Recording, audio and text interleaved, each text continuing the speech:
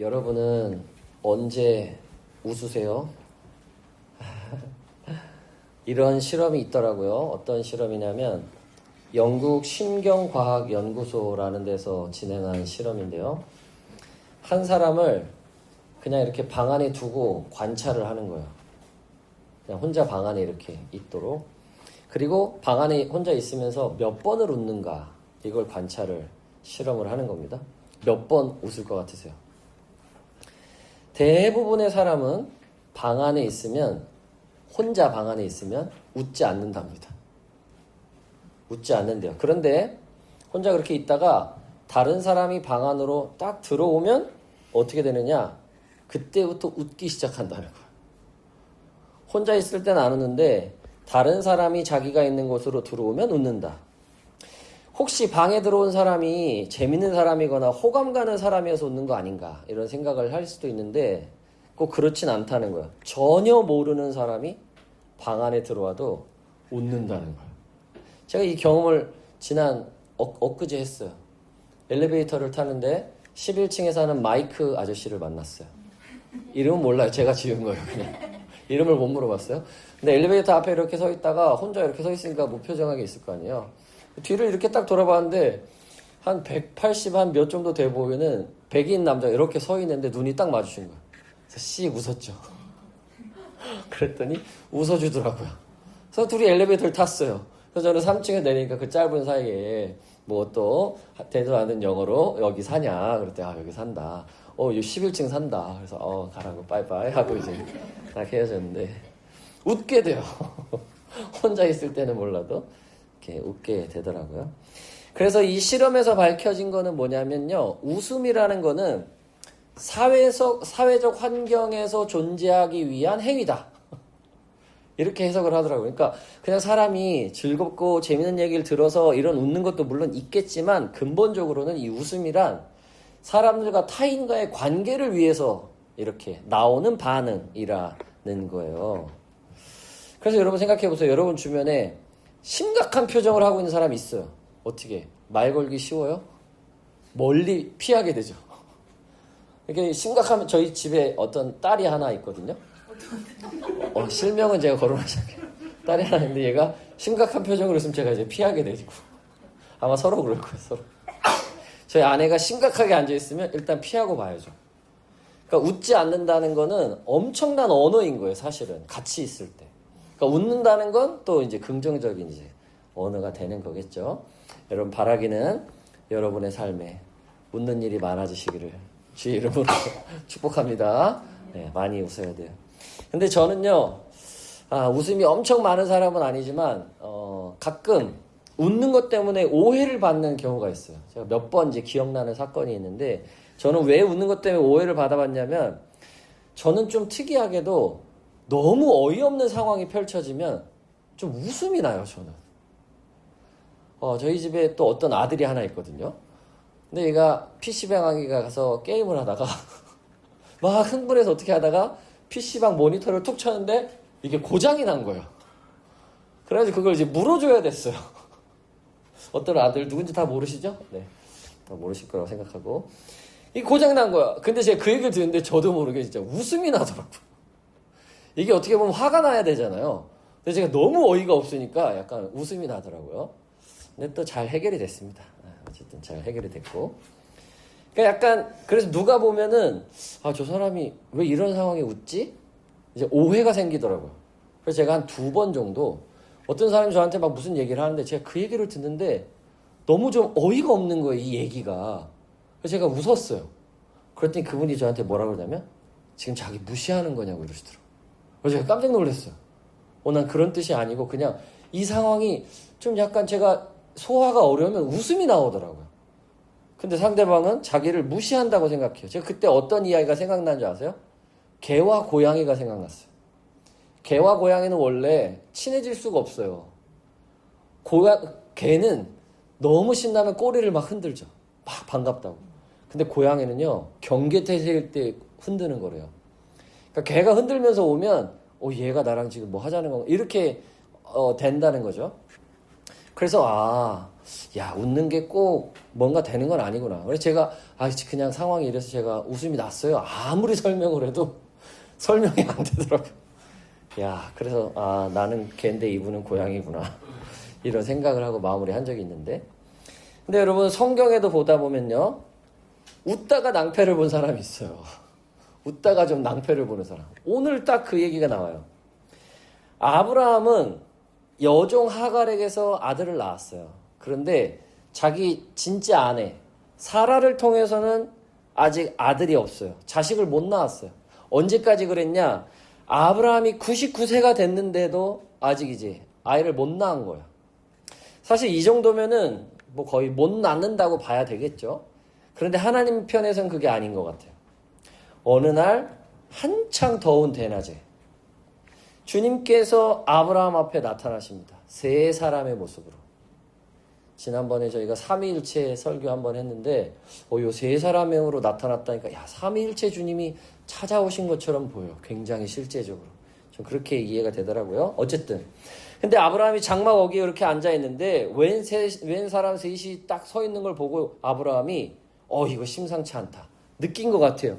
그래서 그 세 사람을 보자마자 이 아브라함 99세나 되는 할아버지가 막 달려가서 땅에 엎드려 절을 하면서 이렇게 말합니다.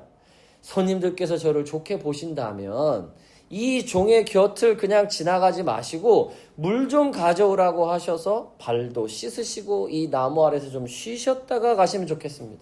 그럼 제가 잡수실 것도 가져와 가지고 할 테니까 기분이 좀 상쾌해지시면 그때 가시죠. 하고 이 세 사람을 잡아요.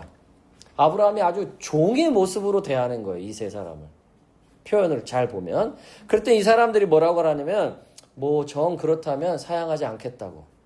그리고는 아브라함은 사라를 시켜가지고 고운 밀가루로 반죽한 빵을 만들어 오게 하고요. 아브라함은 집짐승 떼가 있는데 가가지고 가장 기름진 송아지를 한 마리 잡아가지고 하인으로 하여금 요리를 하게 합니다. 그리고 엉긴 젖과 송아지 우유와 송아지 요리를 잘 준비해서 그들 앞에 이렇게 딱 놔요.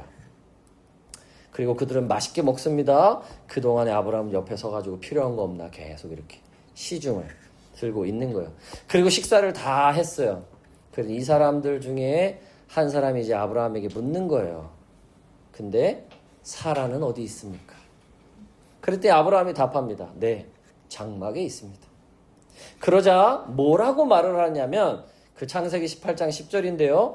그때 주님께서 말씀하셨다. 다음 해 이맘때에 내가 반드시 너를 다시 찾아오겠다. 그러면서 이제 이렇게 아이를 낳게 될 것이다 라는 얘기를 하는 거예요.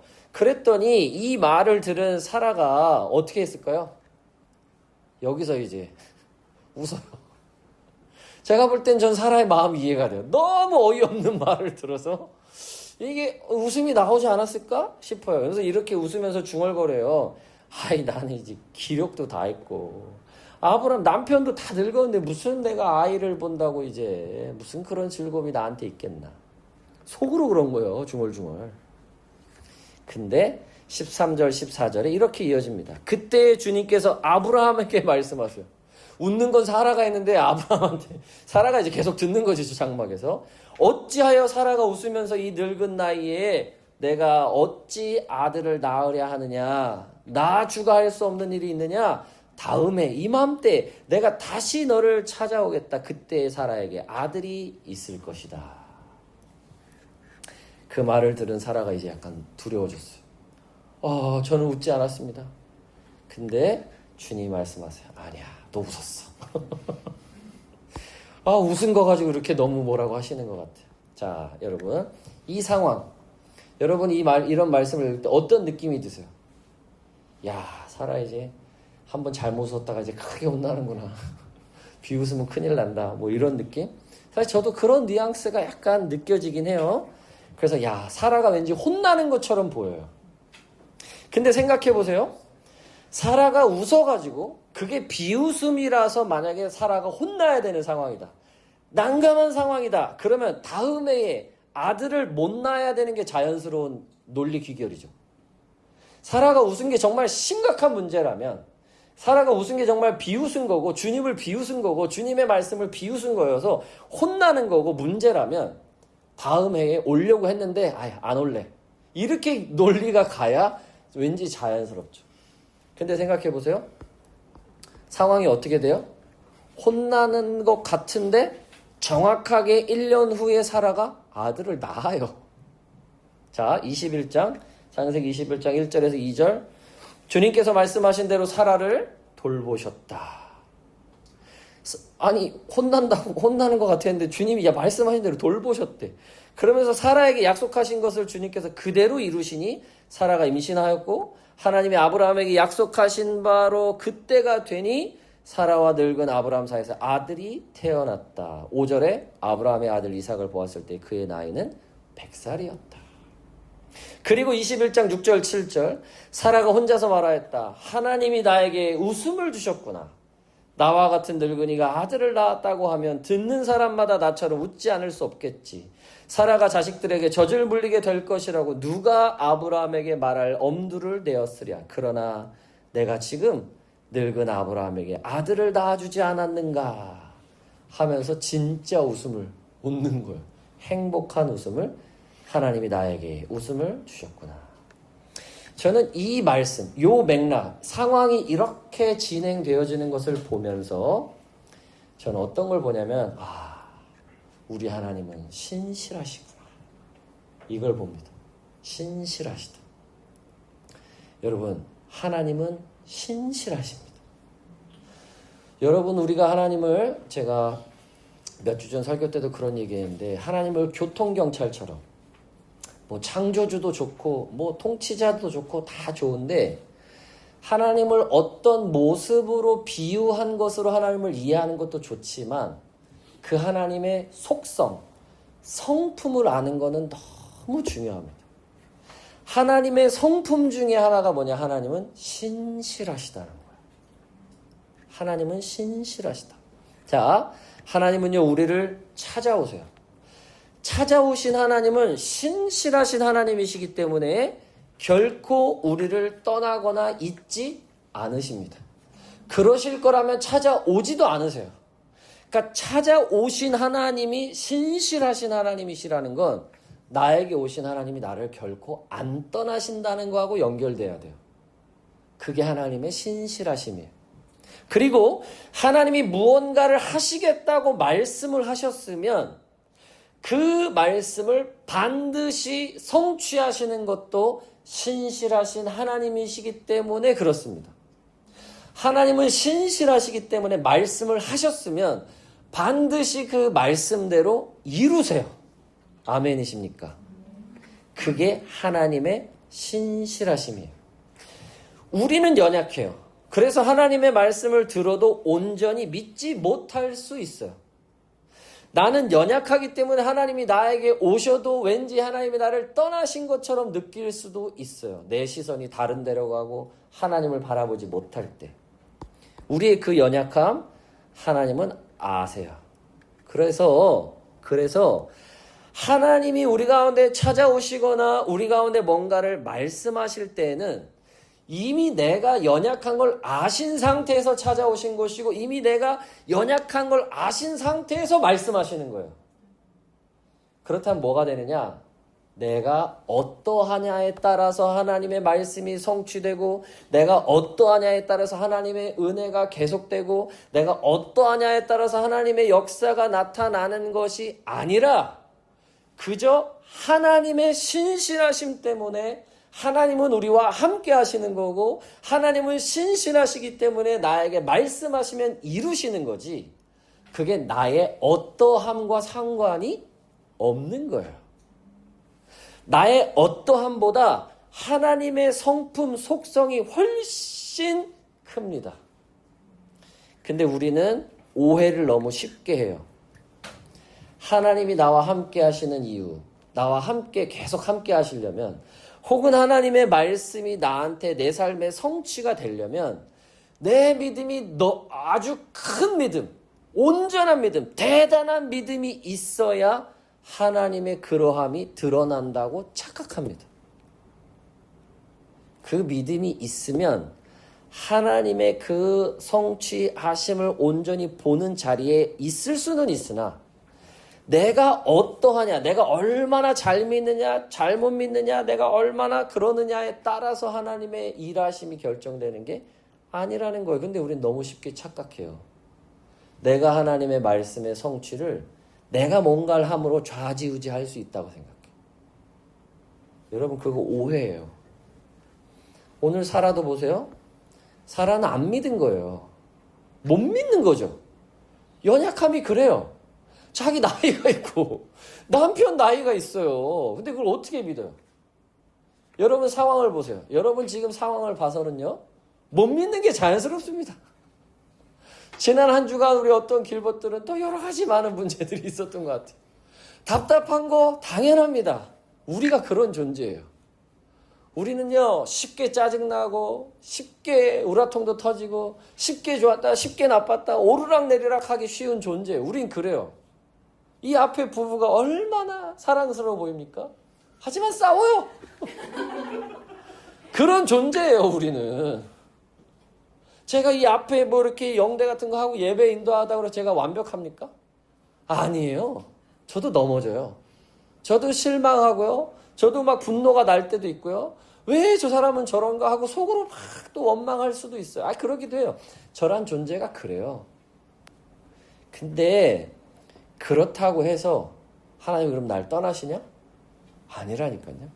그분은 신실하시기 때문에 나의 어떠함과 상관이 없어요. 하나님의 어떠함 때문에 하나님의 뜻대로 일이 진행되는 거예요.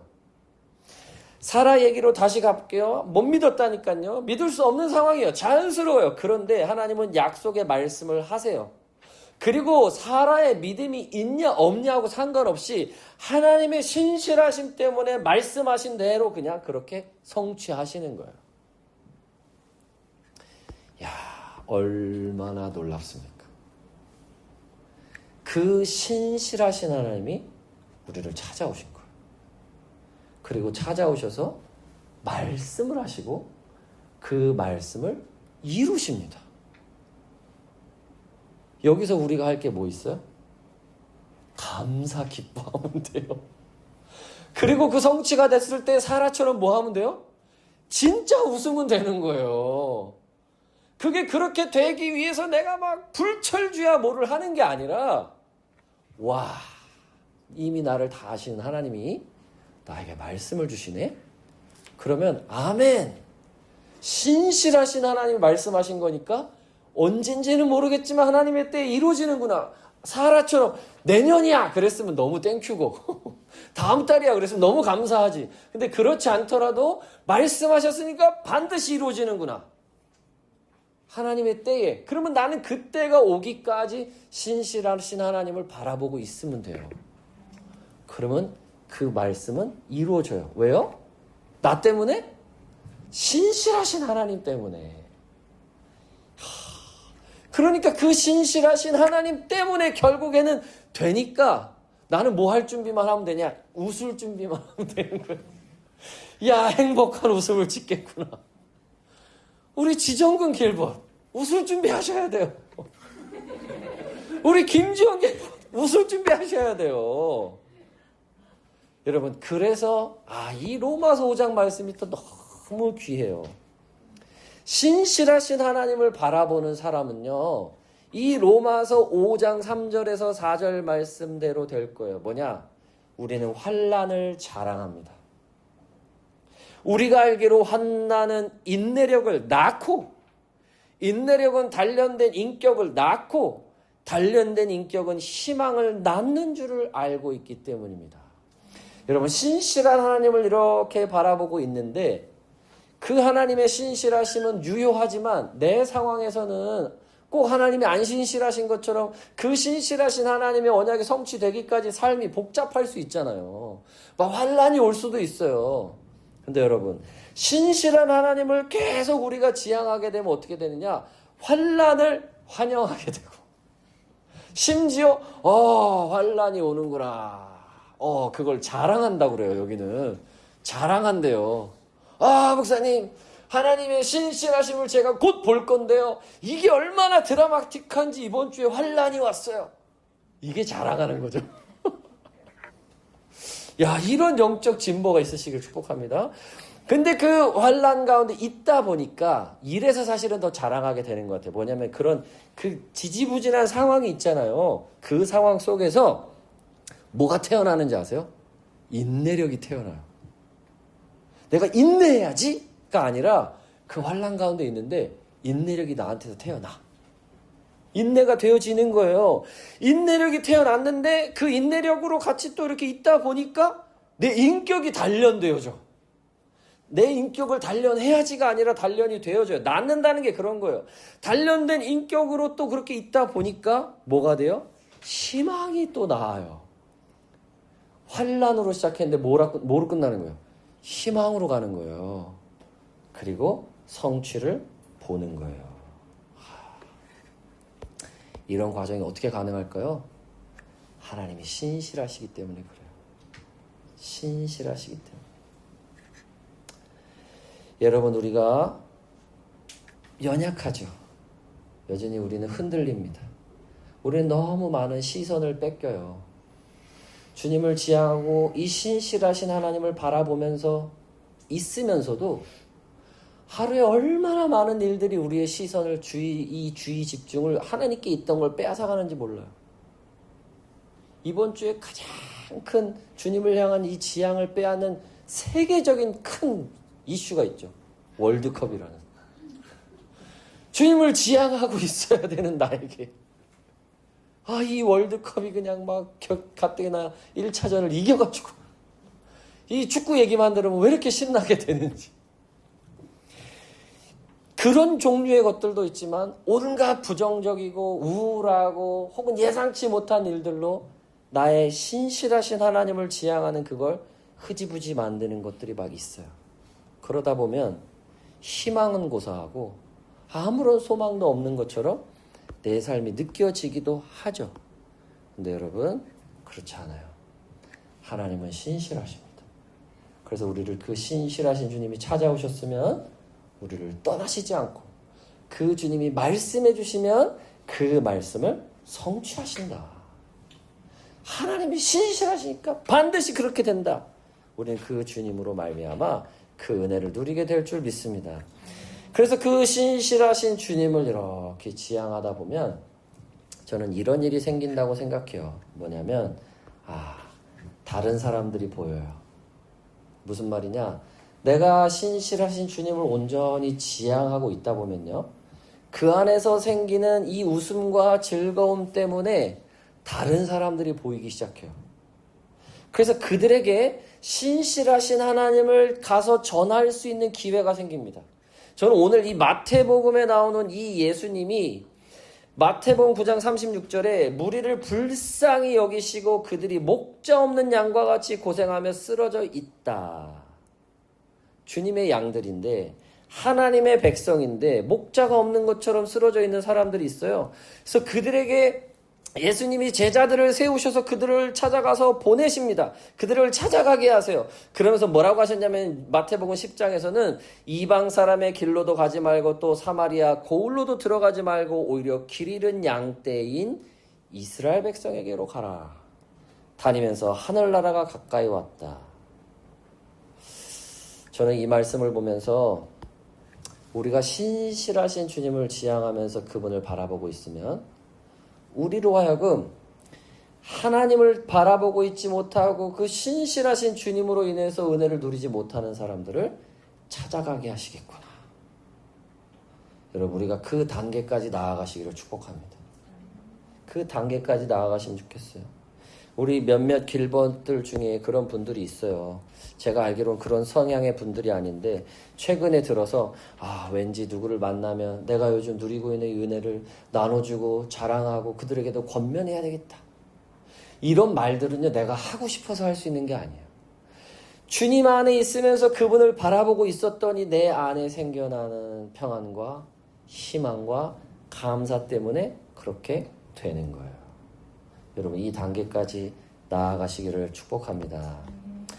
우리 동행교회를 향해서 신실하신 하나님이 그래, 내가 지금 너희와 함께하고 있지? 그리고 내가 너희들에게 말한 것이 어떻게 이루어지는지를 보여줄게 라는 단계로 이제 우리를 이끌어 가려고 하시는 것 같아요. 왜 제가 이 얘기를 하느냐? 결론적인 내용인데요. 오늘부터 이 말씀 묵상을 같이 좀 배우기로 했어요. 잘 못 들어보신 표현, 렉치오 디비나, 라틴어거든요. 주님을 지향하는 사람들이 말씀을 묵상하는 방법인데 이걸 오늘부터 나누기로 했단 말이에요. 그래서 하나님 그냥 마음에 6월 둘째 주부터 한 3주 해서 6월 한 달 배우면 되겠다 생각을 하고 여러분에게 선포를 했는데, 마침 오늘 본문이 신실하신 하나님을 이렇게 계속 말씀을 주시는 거예요.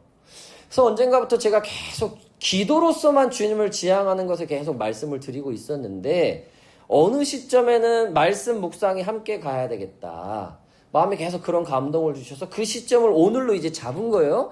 근데 마침 본문이 신실하신 하나님이야. 그래서 제가 이 설교를 준비하면서 어떤 마음에 감동이 있었냐, 이걸 여러분에게 이제 좀 선포하고 싶은 건데, 하나님이 신실하신 하나님이 우리에게 찾아오시고 우리 안에 계십니다. 여러분 지향하고 그 하나님을 우리가 지향하고 있어요. 아멘이시죠?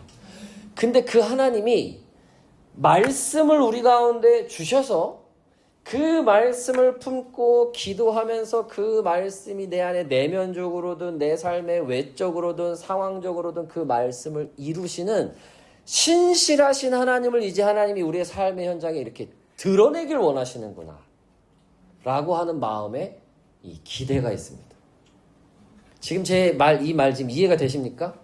그러니까 우리가 계속적으로 기도로 내 안에도 계시고 내 밖에도 계시고 어디에나 나를 이렇게 동으로 봐도 계시고 서로 봐도 계시고 남으로 봐도 계시고 북으로 봐도 계시고 어디에나 계신 이제 하나님을 우리가 계속 지향하고 있었는데, 그 지향하는 우리가 그 하나님이 신실하신 하나님으로서 날마다 우리 가운데 말씀으로 찾아오시고, 우리가 그 말씀을 지금 나에게 주시는 말씀으로 우리가 받기 시작할 때 그 말씀의 성취를 내 삶의 열매로 드러내기를 원하신다는 거예요.